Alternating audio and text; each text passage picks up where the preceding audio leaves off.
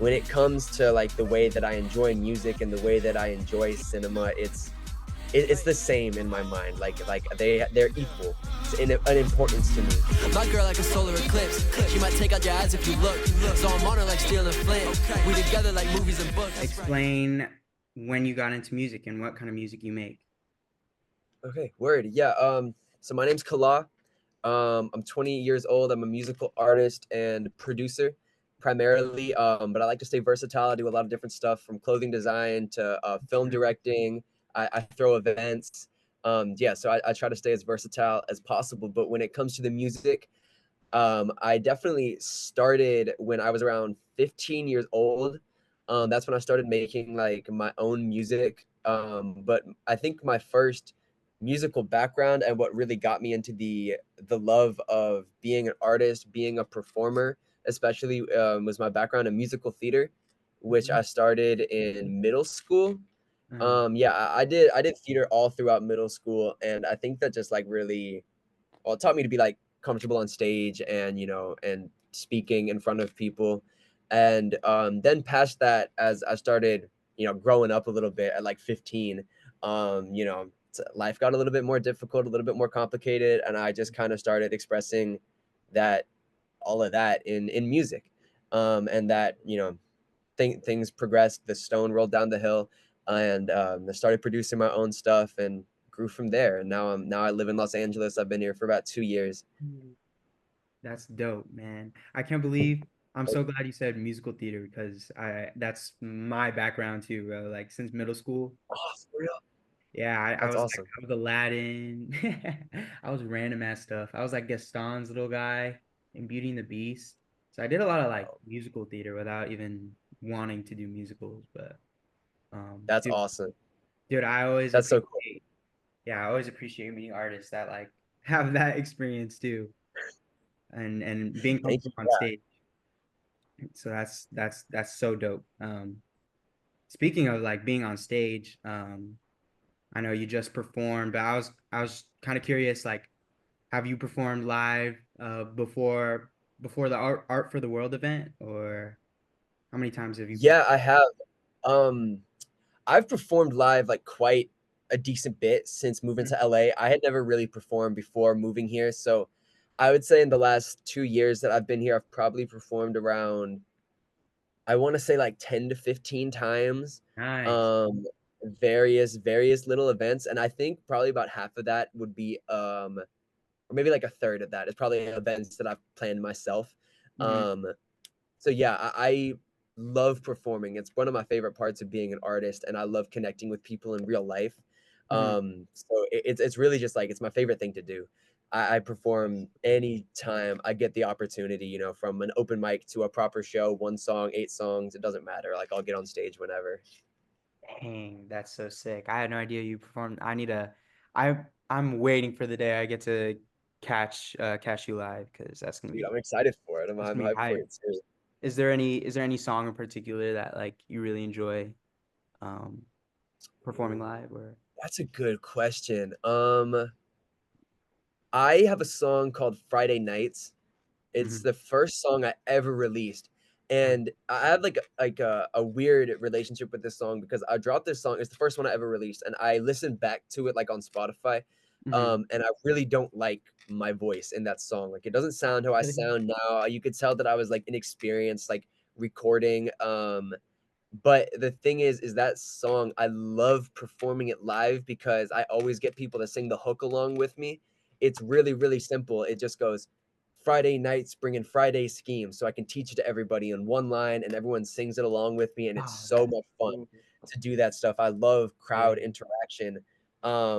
So that's why I keep the song up, and I'll probably never take that one down because it's so much fun to perform. Even though like listening to it on Spotify, Mhm. I don't think it's nearly the same energy or experience. That's just the live song. Dang, that's crazy that you don't even like the vocals. I had the pleasure of listening to it, and I mean, just production wise too, the melody of the verses, like I don't Mhm. know that to me is like, dang, that's your first song. Like I'm glad that's your favorite to perform live because that's one of my favorites too. And Thank you. Yeah, Yeah, I that mean, one's cool. Yeah. Oh, I was just gonna say like that one was produced by my friend from high school. His name's oh, Marcus, and nice. he goes by Fionn. So he's like he's the like the featured artist on the song. He produced that Mhm, one. So it holds like a special place in my heart because of that as well. mhm. Just I love collaborating with people. He's a really good friend of mine. That's dope. So when you first, around that time when you were putting out like Friday nights, um, were you like still producing your own songs, or when did you really start taking like the production seriously? Yeah, so at the time of Friday Night's release, I could not produce. I didn't even try to produce. Mm, I hadn't started learning, but the whole way that I learned to produce was from this buddy that I mentioned, Marcus. mm, We met in 11th grade. We had math class together, mm, and he had like a crazy home studio at his place. He had been producing for years before we even met, and I had been rapping for quite a while. mhm. So we met each other, we hit it off, and I would go to his place like multiple times a week, like any chance that I could. And we would sit there and like, we would hang out. Really, I would just sit there and I'd watch him make beats. And he would Mhm. just make a beat for an hour. I'd be writing like some lyrics, and then he'd hand me the mic. I record it. It's okay. It's whatever, and we move on. And we would just make like, sometimes like 3, 4 beats in a day. Mhm. And I would just watch him, like tell him what I like, what I didn't like. And then eventually, like stylistically, we started to differ. Like the music that I wanted to make and the music that he wanted to make weren't exactly the same. He started getting into a lot more of like punk rock Oh type of wow. sound, and I was trying to go more down the conscious hip hop route. Yeah, So which is really interesting because now myself, I'm starting to get more into a punk rock sound. So yeah. I'm hoping that we can reconnect and make some more music like that together. But we started differing stylistically. He wanted to do this one thing. I was more focused on this other. And because of that, I just told him like I want to start producing my own stuff. Can you help me? And he taught me everything I know. I just started like I would take samples from him, even like remake some of his old beats. And as time Wow. went on, I started getting good enough to do it on my own. And it's really cool. I learned so much from him. And even when we started to differ more stylistically, I continued to learn so much of what I know about music and producing from him. And just like watching him do stuff differently just really taught me to be versatile more Mhm. than anything. Because sometimes he would make a beat and I'm like, I don't know if this is really for me, but he'd be like, I don't care, hop on that shit, see what you can do. um, That's so sick. so yeah, I learned a lot from him for sure. And by I guess by the end of high school, um, is when I moved to LA. Like right out of high school, I moved to LA and I dropped the first song that I had ever produced for myself, which is Distracted. Oh, I yes. released that like first month in LA, September 2022. Wow. That's crazy. Dang. Yeah, no, Distracted, like one of my favorite songs production wise too. I mean, the drums, the horns that come in, like I think to what you're saying about like versatility, I think from when you released Distracted to now to like Solar, bro, it's like it just blows my mind how different you can be, but how perfectly you the songs sound. And Thank you, man. yeah, no, it's pretty crazy. And just like listening through, it got me like thinking like, dude, what is this like? What does the creative process look like for you? Like when you're ready to make a song, like is it songwriting first? Do you work on the beat first? What does that look like for you? I would say 9 times out of 10, um, I start with a beat more Hmm. than anything. Like when it comes to the songwriting, I have tons of like ideas for random lyrics and melodies, in my voice notes or in my notebooks, but I never like flesh out a song until I have a beat because I think I find it a lot easier to come up with melodies and flows and Hmm. cadences when I have the beat pre-existing. Hmm. So you almost always make a beat first, and my beats usually come from samples. I love sampling. I love that That's that my old shit too. school production technique. I'm like a sampler by heart. Yeah, and sometimes it'll be like a proper like soul sample that I find on YouTube or something, Hmm. or it'll just be like like a splice loop or something like Mhm. that, or I don't know, anything really. Um, and every now and then I like to make the melodies myself, but I find it easier to start on a sample because it gives me a key to work in and it gives me a BPM to work in, and those are like the most basic things that you really need to start developing the song for me at least. And I feel like that it gives you just a little bit of like restriction when it comes to Yeah. just starting the song. And I Mhm. think that you need those kind of border walls to Mhm. really move forward, or else it's like you don't know which direction to run in. Yeah, yeah, yeah. So that's why I love sampling so much. And then, I start with a sample and just build from there in a million different directions, really, with those, just two defined parameters. It helps me kind of just Mhm. focus the vision a little bit. Yeah, it's like setting up the canvas so you're ready to paint. Um, Exactly. yeah, that's Exactly. Exactly. no, that's so cool. I think, oh man, bro, like I love your music so much because I think if there's one thing I love about music, it's the people that sample, like whether it's like conscious hip hop or just like just experimenting in hip hop. Like if you could take a sample and just completely make it your own, bro. Um, but that kind of adds to my next question. I'm curious, like, what are some of the artists that you gravitate to or take influence from when you're creating songs? Dude, that's such a good question. Damn, that's a really like there's a definitely a big difference in the music that I listen to, like just in my day-to-day life, like my Uh-huh. daily drivers, and the artists that I take like direct musical inspiration from. Mm. I mean, to list off a few, I mean, okay, Jay Dilla is, obviously legendary producer, Legend. originator of so many styles. And as a sampler, as a producer, I take Mm-hmm. so much inspiration from him because he originated so much. The Like so goat, bro. many The goat. producers that say like, there's so many producers out there that can be like, yeah, I draw inspiration from them, but they all take their inspiration from Dilla. Yeah, yeah, So yeah. I think more than anything, like Jay Dilla is one of my biggest production inspirations. Yeah. I really, really love Tribe Called Quest as Yes. well. Um, their beats are fantastic. Their flows are amazing, and I just love just the attitude that they approach hip hop with, that they approach music with. They're just fun. They can be lighthearted, but they can get more serious as well. Mm-hmm. And just their chemistry together, it's so smooth. It's so like full of life and Mm-hmm. creativity. I love their music, and I'm trying to approach like just that fun liveliness. Mm-hmm. That's like an attitude that I try to keep when I'm going into making my music as well. Mm-hmm. Um, and Tribe Called Quest, they're I grew up on them as well. Like my dad was big into them. And like some modern artists that I draw heavy inspiration from, Mac Miller is someone I think that you can hear a lot Ah, of man. inspiration from in some of my music, and especially the two songs that I'm releasing tonight. I have one song, Too Soon to Say, definitely heavily Yeah. inspired by The Divine Feminine. That's one of my favorite albums Oh, ever.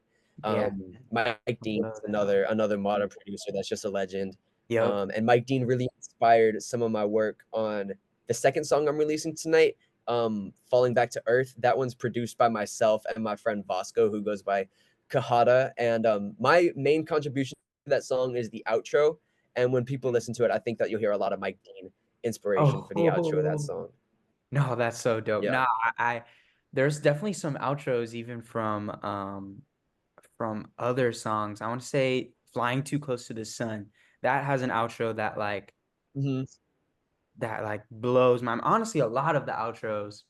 I like took the time to go through each of the songs and I was just like my favorite part is that my favorite part about your production is like the more you listen, the more you'll like notice little things like the screams on Flying Too Close to the Sun, just like the beat switch and Rude Awakening, bro. Like honestly, nah, I need to talk about that song because that is my favorite track from you, bro. Like I think just subject wise, like how meaningful it is, how relatable it is to be like you know, you talk about like questioning whether this is really for you, and you're just like so candid. And I'm curious, like, what was it like for you to make that song? Or if you could take me back to the moment you made it. Man, thank you for recognizing that one because I that song has like a very, very like special place in my heart, which Mm, I'm sure you can hear just like in the music. Yeah, mm, no, that one's really special to me. I'm glad you brought it up. That Rude Awakening was written entirely about my experience of moving to Los Angeles, just to, as you can hear, to pursue my goals. oh, so relatable, yeah. And like literally the whole song stemmed from the first line of the song, Mm, used to have my forehead on the window of the back seat and daydream about the life I live right now, but this don't feel like those daydreams, having panic attacks when the lights out. And it was just me thinking back to a road trip with my family a few months before I moved to LA. And this was a point where like my move had been like solidified. Like I knew I was gonna go, and I was just sitting there like, oh my God, like Los Angeles is the city of angels, the city of dreams. I'm gonna go there. It's gonna be amazing. I'm gonna meet people and make all this music and and and a lot of it like there's a lot of like great things about moving to Los Angeles. Like, I did meet a lot of people. I'm making my music and I'm having a lot of fun here, but mm, I expected moving to Los Angeles to like come and be a completely different person, but I moved here and I still had all the same problems. I was still anxious, I still had anxiety, I was still depressed, I was still me, I was still awkward. I was still like learning a lot about myself mm, and I still had a lot of the same problems and I had a lot of new ones mm, moving here and yeah. I got here and I was like I'm not I mean, I was not like nearly as happy like in the moment that I wrote this song. Mm, At least I was just thinking like if this goal of mine that I had been working towards for years, like mm, if accomplishing this doesn't make me happy, what's going to make me happy? And of course, like that's like a very heavy concept mm, that you can dive a lot into. And I have found happiness here in Los Angeles. I've had a lot of great times. I've met amazing people, but in that moment, which is what Rude Awakening really is just Rude Awakening is just a thought. Really, mm, it's one moment in time that I tried to capture and turn into a song, where mm, I was like, yeah, like kind of like the chorus says, like this is what I've been working for, and this hasn't made me happy at all. I still feel the exact same. How am I supposed to continue working towards these other goals that I have, knowing that I just end up like this either way? mm, Um, so yeah, that was kind of the motivation behind the song. The outro of the song, which you were mentioning, funny enough, like that outro I had made almost a full year before I made Rude Awakening. oh, really? Um, the Wow. outro to that song actually wasn't produced by me. That was produced by a producer based in London named Luca Santamaria, who everyone should check out. He's absolutely incredibly talented. But I just had the honor to be in a session with him. He cooked up this beat like it was nothing, and it's just being in that session, and writing what I did to that beat, because a lot of yeah, actually no, yeah, every all the lyrics on the outro of Rude Awakening are what I wrote in that session with Luca. And that was just like one of my first studio sessions that I really felt like damn, like I'm a rapper, like I'm an artist. I'm in here. Yeah. This guy just picked up a beat and I wrote a fire verse on the spot because I'm not good at like writing on the spot. And I kind of looked back at the lyrics and realized like I'm speaking on a lot of the same themes that I was trying to approach in Rude Awakening. And I thought it was so interesting that, I still had these same thoughts a whole year ago Mhm, before I had moved to Los Angeles. Like I still had things I was working for then. I was still disappointed by them. I still had a mhm, lot of soul searching and improving myself that I had to do to actually get to where I want to be as a person. mm, And because of that, I felt like it was only right to bring the two concepts together and to mm, just have them be one coherent piece. And then to me, the personal meaning is, I guess, just the art piece is, these two similar experiences and feelings in two different points of time. And then I guess for everyone else, it's just a good song. It's just a mm. cool musical moment, the beat switch. Nah, I mean, oh, I'm so glad that I'm able to hear you articulate that theme of the song, and just like knowing that that was a year before is just adds so much to that last part too. Like I think there was a line, the very last line, it's like moving forward and still having your eyes closed. Like, oh, bro, Yep. like Yep. ah, it's definitely I'll say it's my favorite track because it's the one I just feel so emotionally just attached to. Like I think anyone who has the chance to listen should listen, and they'll probably feel the same and relate. Like overworked, underpaid, like just the Mhm. way that you're able to, I don't know, man. You Yeah. had the pen, bro, and you just you just totally figured it out, bro. Like you explained something I couldn't put in my own words, and I think that's what I really appreciate about your music, um and even going on top of that, like I just really appreciate like how you present yourself, and even like visually, like I love that you use like paintings for your cover arts, um and and just have like videos with like nice color grades and you dancing. So stuff like that, just like, man, this guy is quite literally building a world around his art. And I'm curious, like, how do you go about conceptualizing the visual aspect of your music? Damn, thank you. Well, thank you for everything you just said. It really means a lot to me. The visuals, I'm so glad you brought that up. It's interesting. I really I really love the visuals that I've been doing in the last little bit, and Mm. that is all thanks to my roommate Avi. His Instagram is Hey Yo Avi. He does like he films, he edits and color grades just Mhm. about all of my visuals. Like if anything, like I sometimes edit the videos and he color grades them, but the vast majority, the good edits, the Mhm. one with the fast cuts and the transitions, that's Yeah, all yeah. him, bro. He's one of the Oh, most really? talented people I've met moving out here. And just the fact that like fate brought us together as roommates, it's just so perfect. Our like process of capturing visuals for my music at least, Mhm. like it's literally all just like us chilling. Like Mhm. we go to downtown, we get a coffee, and we just like he's got these electric skateboards. He's got one that he lets me use. And we just ride around downtown until we see something that we think looks cool and we think fits the vibe of the song, and Yeah. we're like, let's film it. So we get up, we film it, and we do that like just we do that for days at a time, hours on end, just going around. We think something's cool, we get it. We think something's cool, we get it. And then we come back and I look at it and I'm like, which of these shots do I think actually just like visually represents the music the best? And we pick them out and Avi works his magic, and and then the final product that y'all see gets posted. A lot of it really isn't planned.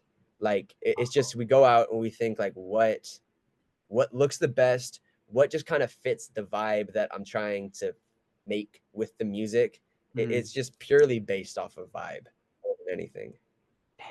That's sick. Nah, you honed it in, bro. You figured out the vibe for sure. And I'm waiting for people to like lock in and realize, like, I don't know. I personally haven't seen anything quite like it. And yeah, it goes beyond your music too. And I know you mentioned like fashion design and other stuff like that. Like, what are some other creative avenues that you are exploring or want to explore in the future? Mhm. Dude, right now, right now, filmmaking is probably the biggest field that I want to dive into. I really like my long-term goal for my career as an artist is to continue like doing my music and doing what I love, and eventually like build enough of, I guess, a brand for myself almost, or a following that I can just kind of leverage my way into the film industry. Mm. I really want to jump ship from music into film as soon as possible and then hopefully swing back. I just got so many ideas that I want to translate and put onto the big screen. Um, Sick. and it's just like just film is just like it's one of my biggest passions in life. Like when it comes to like the way that I enjoy music and the way that I enjoy cinema, it's the same in my mind. Like they're equal in importance to me. Um, and so I've had the pleasure and honor of working on 2 short films since moving to Los Angeles. One of them Really? I did at the end of 2023, and that one it was really fun. That was like I don't really have any formal training when it comes to filmmaking at all. I just know what I like, and I've seen more movies than anybody should have ever seen ever. Like I really wonder what percentage of my life has been spent like Oh, watching for movies. real. I I don't know gotta what check it is, but it's too much. Letterbox.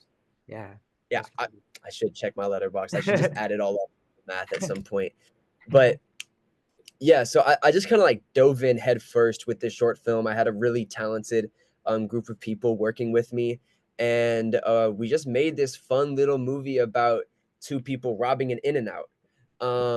And That's fire, bro. yeah, so that one was called Open 24/7. I don't know if I'll ever like really show that one to the public because like I had a fantastic time making it and it means a lot to me, but when I look at it objectively like as a short film, I know that I can do a lot better. Depends. So I think that I would like to spend some time like really perfecting my craft and making the best product I possibly can before I start showing them properly to the public. That said, my second short film, I worked on just about a month ago. It was really fast. It's only a 3 minute um, concept piece, really focused on the visuals more than anything. I filmed it on my friend's VHS camera. Um, and that one is fun. There's really not much of a story to it. It's really just it's just the cinematography that's important. Mm. It just visually looks very cool, and I think that's probably one that I will end up posting in probably the next few weeks, just because it's fun, it's cool, Yeah. and there's some really talented people involved in it that I would love to highlight, and just to like display that little piece of work out to the world. And hopefully sometime next year I would love to like really properly display a full short film, maybe like 10-15 minutes. I've got a lot of ideas that I won't share right now, but because they're still being cooked up, Mm. but in the future it's coming soon. Bro, I'm so glad I'm getting to learn more about you because like I not only was I in musical theater, like my whole life I thought I was gonna be a film major. Literally all my other schools I got into for film. And then I was like, nah, bro, I'm just gonna do music. Ended up doing like music business just at a random college in Fullerton.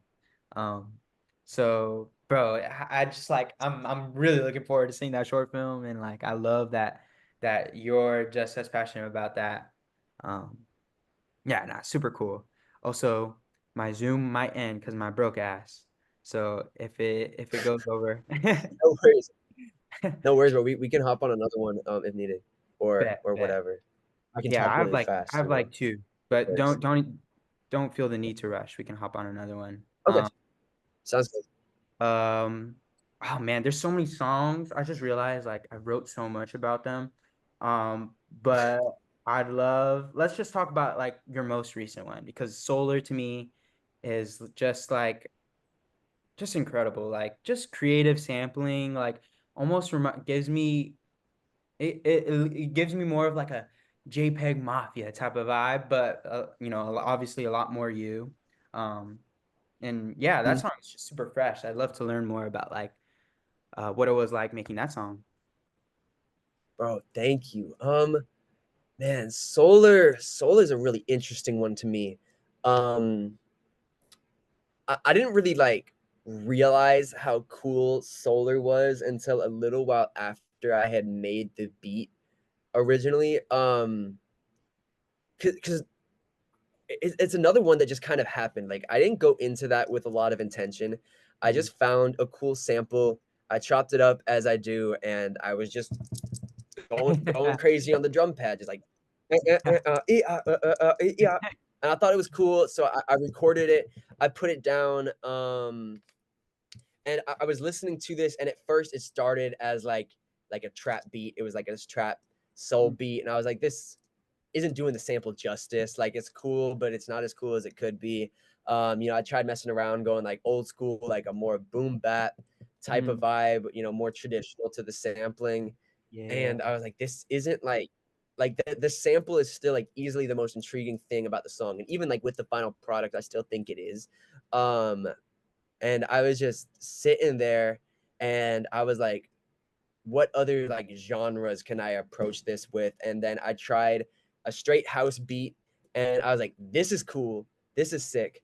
And then moving past that, I was like, it's just a little bit saucier with like the Jersey house Yes. rhythm instead of just the straight four on the floor.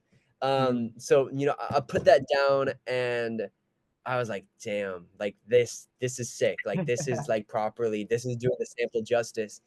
Mhm. So I moved forward with that. And then the second end of the song or the second half with the guitar, Mm. that's I don't even know like why. I didn't really like I just did that because it's I cool. love that. I like having songs that kind of take you on a journey as you're listening to them. I like them to change. I like them to Yeah. evolve and progress as you go forth. And that's why I do songs with like such long intros and such like, developed outros. Because I want each song to be like a contained piece of work. It's like a Yeah. movie. It's got a start, a middle, and an end. Yeah. Um, so that's kind of like knowing that I like to make songs like that. It forces me to be like, how can I make this change naturally? And the guitar and slowing it down a little bit is just kind of what what's moved naturally. And I had made that instrumental entirely or in its entirety before I even started writing lyrics. And the lyrics are just it's just a love song. It's just cute. It's just a cute little just a little vibe that's just really meant to complement the beat more than anything. Mhm. Um, damn, yeah. I mean, fun fact about that one is it's actually two different samples. I sampled two songs Oh on wow. that beat. There's the main sample that's quite obvious in the forefront. That's one song, and Mm. then in the background and towards the end of the song, there's this like kind of like chant that's like Yeah. before the beat drops again, and you hear that a few times. Um, and Mm. this other portion towards the bridge, where it's kind of like a vocal sample in the background. That's a whole different song Oh, that I sampled as well, just because I thought it was cool. 'Cause I'm trying to remember how it goes. crazy. No, I Yeah, know. it's just like Recognize you. after the second verse, like there's these sampled vocals that's singing in the Are coming. background, Right. the Yeah. guitar. That and the "Oh, oh, oh" is a completely different song That's that so. I just also thought was cool. Yeah. Nah, that's so sick. I'd love to talk about Needle and Thread because man, that the production on that, like we can just talk about each and every single one of your songs because they're so different and so versatile. Like there's so many questions I have to ask. That one, Needle and Thread, I feel a lot like more like a kind of like a glitchy hip hop sound, and that outro Mm. too is crazy. So, where did that sound come from? And yeah, where'd that song come from?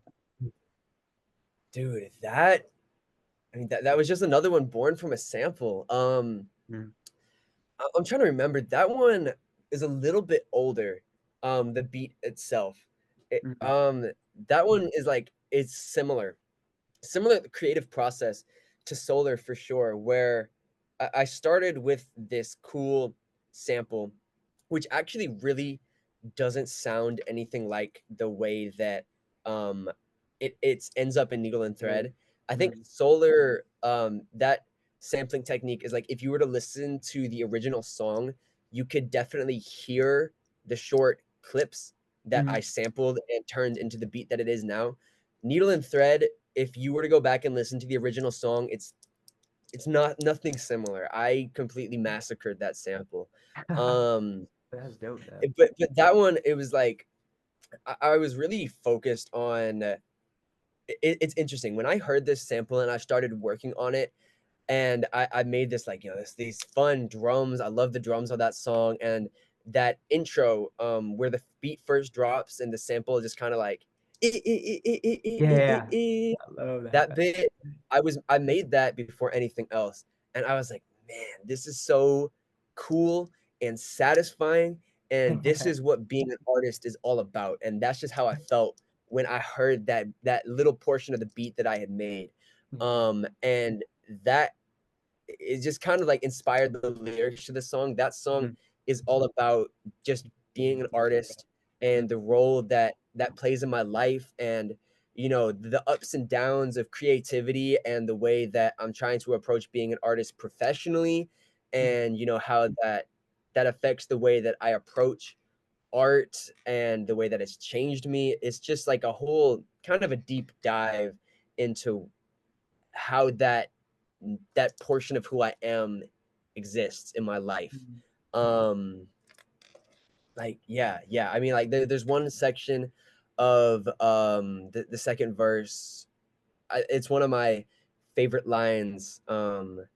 Or is this one portion where I'm like, I write to try and right some wrongs. I write apologies and songs. I should have said all that in person. Nowadays, it's been too long, and it's just oh, like yeah, me listing a bunch of different reasons of why I write music. mhm, Um, and it's just like that's just like it's so that song's so incredibly important to me. That's like my favorite song I've ever made or mhm, put out at least. Um, just because it's such like I look at it as just like a really honest portrayal of why I do what I do, yeah, and how I have learned and grown, and how being an artist has changed me. mhm, Um, and it's just kind of like, yeah, it's just that's just like why I make music. That's why I do it. That's why I pick up my needle and thread. oh man, yeah, no, I think like what really really stands out about like especially just your songwriting is the honesty. I think it's easy to like get lost in like trying to find like TikTok trends and just say like, oh, like I'm dancing around, but like you're able to use like very like just awesome sounds, like things people can really bop their head and maybe they don't even have to like tune into the lyrics, but if you do take the time to tune in, it's just like I don't know what you're saying about like trying to make money off the art and then make enough money so that you don't have to worry. Like that's just like, bro, this guy gets it, bro. Like you just understand. Mhm. And I don't know, it adds so much perspective, especially just me in my life. Like I want to work in music because I want to do um, I want to be a part of an artist's world and be creatively involved. And as soon as like money and all these struggles gets in, it's like, oh, bro, like, why does this have to happen? And then that just adds like, I don't know, for you, I could tell it adds a lot of fuel for you to write and talk so honestly. Um, so yeah, bro, Needle and Thread is a great song too. Um, Thank you, bro. But yeah, I mean, I could be here all day, like dissecting these songs, and I'm hoping more people dissect them in the future. And as you release, I think oh, it already released, bro. We gotta I gotta listen It's to it. Um, but yeah, I mean, before I go off and listen to those, I'd love to just ask one last question, and that's just you know, what does the future for you look like? What is the future for that's such a great question. Damn, I mean, I would say my immediate future in my musical career, you? from what I can like say confidently right now, I would say the most assured thing is that nothing is assured. I I change a lot of stuff on a whim. Mm, But right now, what I feel really confident about moving forward is collaborations. mm, I've got like a ton of really awesome features that I've been doing on other artists' songs and artists hopping on my songs. mm, That I think like towards the end of the summer, I'm gonna be going on like a little bit of like a mini feature run. I mm. think that there's like 3 or 4 set to come out, Nice. which is really exciting for me because Mm, features are not. I just started doing features on other artists' stuff. Like this is yeah, really, yeah, I really was. recent for me, Mm, and it's been an amazing experience. And getting artists to hop on my stuff is a lot of. I've done it a decent bit behind the scenes, but I really haven't put out a ton. Like with other vocalists and other producers mm, working on my music and with me, and just recently, as you know, I've been growing a little bit more and meeting more people in Los Angeles. I've been going to like the studio with artists a lot more and just connecting with people, and that's just been such an amazing experience. And that's just like a big part of where I'm at right now in my journey, and I'm really excited to share that with other people and to express that. And farther down the line, I've got an EP that I have just about completely finished. It just needs to be mixed and mastered. It's titled "The Building Down the Block Is on Fire." And I really would love to get that out before the end of the year, but if not, like early 2025, we'll see that one come out. And other than that, like I was telling you right before I think we started recording, is Art for the World. For those unfamiliar, Art for the World is a series of charity-based music events, live shows where all the proceeds are being donated to charity. We just had one for the Anera charity donating to Palestine. And that is something that we just kind of got confirmation that we're going to be able to do a lot more of. And I'm so excited for that project to grow. I know that it's got incredible potential to bring a really strong community together, to make such an incredible impact on the world. So Art for the World is something that I'm incredibly passionate about right now. And I know that I'm going to be dedicating a lot of my time and my focus and my creativity to making those events as impactful for people as they can be. I really look at these live events that I curate as a whole piece of art within themselves. And I love planning shows, creating lineups, bringing vendors together, and just having people out to have a good time, and just knowing that moving forward, these shows are all dedicated to important real life causes. It just makes it all that more important, and it gives me that drive to make these happen as fast as possible and as high quality as they can be. So yeah, that's something that I'm just so like excited about, and I'm ready for more people to learn about it and to grow and to do a lot of good with the community. So yeah, that's my near future for the That's time awesome. being. Well, yeah, those were all the questions I had, but thank you, man. Thank you so much. Man, thank you so much. Highs and the lows, things come and they go. I regret a few things that I chose. Moving forward, and still got my eyes closed.